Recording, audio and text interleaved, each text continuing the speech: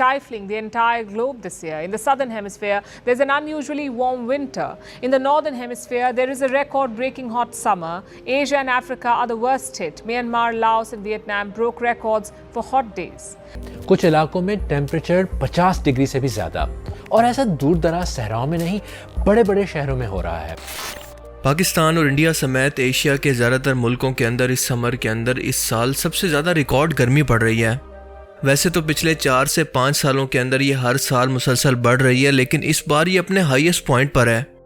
पाकिस्तान के पंजाब और सिंध रीजन के अंदर टेम्परेचर 50 से 55 डिग्री सेंटीग्रेड तक पहुँच गया है।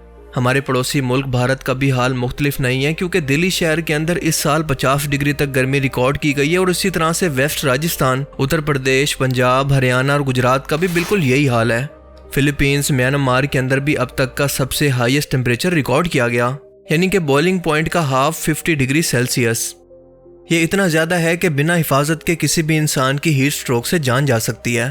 हीट स्ट्रोक इस वक्त होता है जब आपकी बॉडी का टेम्परेचर 40 डिग्री सेल्सियस को क्रॉस कर जाए, जो नॉर्मली 36 डिग्री सेल्सियस तक होता है। इस दौरान बेहोशी और अनकॉन्शियस होकर कोई भी इंसान बेहोश हो सकता है, शदीद पसीना और मसल क्रैम्प्स हो सकते हैं। इसके अलावा आपका हार्ट इंतहाई तेज़ी से पंप करने लगता है, जो कि हार्ट अटैक की वजह भी बन सकता है। सांस लेने में तकलीफ हो सकती है और साथ साथ ये किडनी स्टोन की वजह भी बन सकता है, क्योंकि जिस्म के अंदर पानी की इंतहाई कमी होती है। ऐसे शख्स को फ़ौरन से मेडिकल हेल्प की ज़रूरत होती है। सूरज की तपिश और ultraviolet radiation rashes, skin burn और स्किन कैंसर पैदा कर सकती हैं।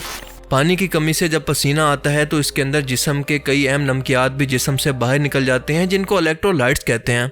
इनमें सोडियम इंतहाई अहम है। इसकी कमी की वजह से सर दर्द महसूस होने लगता है। इसीलिए पसीने के बाद सिर्फ सादा पानी की बजाय सिकंजबीन, लस्सी, गन्ने का जूस, कुदरती फ्रूट्स का शरबत या सत्तू वगैरह जैसी कुदरती चीज़ों का इस्तेमाल करें। लिक्विड्स का इस्तेमाल ज़्यादा से ज़्यादा करें। पीक हीट के टाइम के अंदर बाहर बिल्कुल मत निकलें। अगर मजबूरी हो तो खुद को कवर करें, और अगर अचानक से आपका दिमाग अनकॉन्शियस होने लगे तो मेडिकल हेल्प को ज़रूर हासिल करें। इस कदर शदीद गर्मी के अंदर भी दिहाड़ीदार मजदूरों, पुलिस और बॉर्डर पर मौजूद फौजियों की हिम्मत को सलाम है। हीट वेव का ये सिलसिला सिर्फ एशिया तक ही महदूद नहीं है, बल्कि इसके असरात पूरी दुनिया के अंदर महसूस किए जा रहे हैं। पिछले साल यानी 2023 के अंदर साइंटिस्ट के मुताबिक ये 2000 सालों का गर्म तरीन साल था, और इस साल तो उससे भी ज़्यादा गर्मी है। इस साल ख़ास तौर पर एशिया और अफ्रीका इसका सबसे ज़्यादा शिकार हैं। ये कोई अचानक अमल नहीं है, बल्कि इसके पीछे बहुत सारी वजूहात हैं, और इंसान खुद आज इन हालात का जिम्मेदार है। हमेशा से ठंडे रहने वाले इलाके, मिसाल के तौर पर कश्मीर के अंदर भी इस साल नॉर्मल से तकरीबन 7 से 8 डिग्री टेम्परेचर ज़्यादा है, जिसका मतलब है कि आखिर कुछ तो गलत हो रहा है, और वो है ग्लोबल वार्मिंग।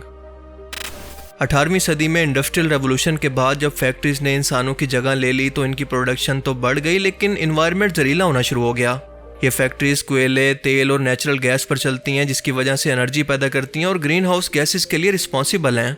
इन ग्रीन हाउस गैसेस के अंदर कार्बन डाइऑक्साइड, नाइट्रस ऑक्साइड और मीथेन शामिल हैं, जो कि ज़मीन के एनवायरनमेंट पर जाकर एक तह सी बना देती हैं, जिसकी वजह से ज़मीन की हीट या फिर एनवायरनमेंट की हीट ज़मीन से बाहर नहीं निकल पाती और वहीं पर कैद होकर रह जाती है, जिसकी वजह से एक तंदूर जैसा एनवायरनमेंट बन जाता है। 18वीं सदी में ज़मीन के एनवायरनमेंट के अंदर कार्बन डाइऑक्साइड की मिकदार 280 पार्ट्स पर मिलियन थी, जो कि आज बढ़कर 2023 के अंदर 420 पार्ट्स पर मिलियन हो चुकी है। और इन्हीं ग्रीन हाउस गैसेस की वजह से ज़मीन का टेम्परेचर मुसलसल बढ़ता जा रहा है। दूसरी कमी इंसानों ने दरख्त काट काट कर पूरी कर दी है, जो कि सबसे ज़्यादा टेम्परेचर को कंट्रोल करने का काम करते हैं। जंगल के जंगल काट कर ख़त्म कर दिए गए हैं, और इनकी जगह आज बड़ी बड़ी सोसाइटीज़ और कंक्रीट की बिल्डिंग्स ने ले लिया है। ये कंक्रीट दिन के अंदर तो हीट को एब्जॉर्व करता है, लेकिन रात में इसे बाहर निकालता है। इन बिल्डिंग्स के ऊपर से ठंडी हवा तो गुजर जाती है, लेकिन इनके नीचे मौजूद गर्म हवा वहीं पर कैद होकर रह जाती है। इसीलिए ज़्यादा सब्जे की जगह और शहर की कंक्रीट्स की बिल्डिंग के इलाके के अंदर 5 से 60 डिग्री का फ़र्क वाज़े तौर पर देखा जा सकता है। साथ साथ एयर कंडीशनर का इस्तेमाल, जिसका आउटर हीट को एनवायरनमेंट के अंदर फेंकता है, और ज़रूरत से ज़्यादा गाड़ियों का इस्तेमाल, जो कि गैसेस और धुआं हवा के अंदर रिलीज़ करती हैं। ये सब फैक्टर्स मिलकर हीट को हर साल दुनिया के अंदर मज़ीद बढ़ा रहे हैं, और हमारी ये दुनिया मुसलसल तबाही की तरफ जा रही है। हर साल ग्लेशियर्स पिघलकर समंदरों की सतह के अंदर इजाफा कर रहे हैं, जिसकी वजह से सैलाब बढ़ते जा रहे हैं और बारिशों का साइकिल डिस्टर्ब हो गया है। इसीलिए सहराओं में बारिशें, बर्फबारी और ठंडे इलाकों के अंदर शदीद गर्मी हमें देखने को मिल रही है। सी लेवल के मुसलसल बढ़ने की वजह से कुछ दहाइयों के अंदर दुनिया के कई मुल्क और शहर पानी के अंदर डूब जाएंगे।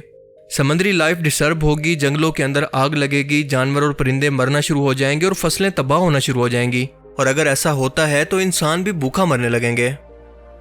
ज़्यादा टेम्परेचर की एक वजह ह्यूमिडिटी भी है, यानी एक ख़ास टेम्परेचर पर हवा कितना नमी को होल्ड कर सकती है। ये ह्यूमिडिटी जितनी ज़्यादा होगी इतनी ज़्यादा गर्मी हबस क्रिएट करेगी और कम टेम्परेचर के अंदर भी ज़्यादा गर्मी महसूस होगी। जैसा कि आप वेदर अपडेट्स के अंदर फील्स लाइक का ऑप्शन देखते हैं, जो कि रियल टेम्परेचर से अलग दिखाया जाता है और इसकी वजह ह्यूमिडिटी ही होती है। सी लेवल के पास रहने वाले इलाकों के अंदर यह ह्यूमिडिटी ज़्यादा होती है और ज़्यादा गर्म टेम्परेचर पर यह ह्यूमिडिटी इतना ही ज़्यादा बढ़ जाती है।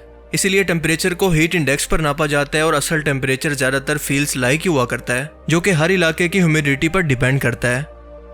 पिछले 10 सालों से दुनिया के कई ममालिक ग्लोबल वार्मिंग और इन्वायरमेंटल चेंजेस पर तकरीरें, सेमिनार तो कर रहे हैं, लेकिन प्रैक्टिकल इस मकसद के लिए अब तक कुछ नहीं किया गया।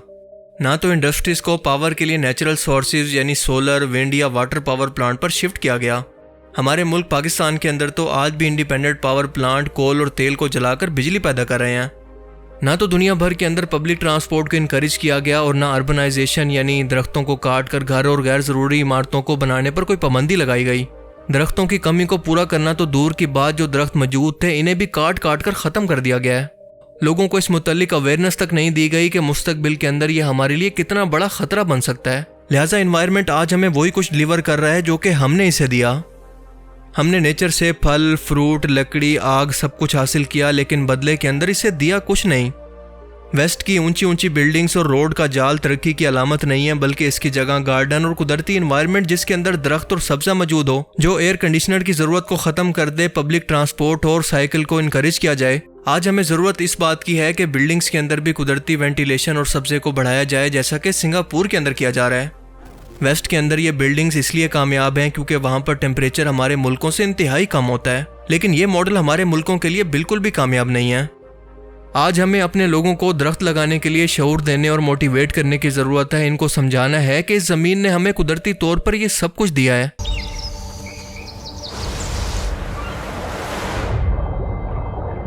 लेकिन अब हम लोग तुम्हारे लिए ये सब कुछ छोड़कर जा रहे हैं।